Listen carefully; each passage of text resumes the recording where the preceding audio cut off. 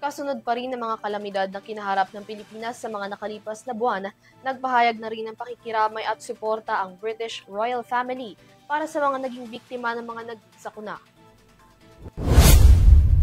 Sa isang mensahe mula kay King Charles III at Queen Camilla ng United Kingdom, nagpaabot ang Royal Family ng pakikidalamhati at pakikinsimpatya para sa pamilya ng mga nasawi mula sa magkakasunod na kalamidad.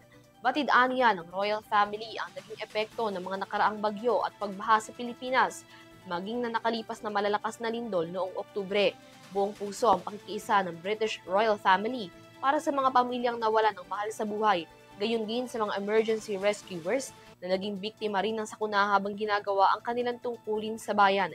Higit 70 katao ang naitalang nasawi pagkatapos ng magkakasunod na lindol na tumama sa bansa noong Oktubre.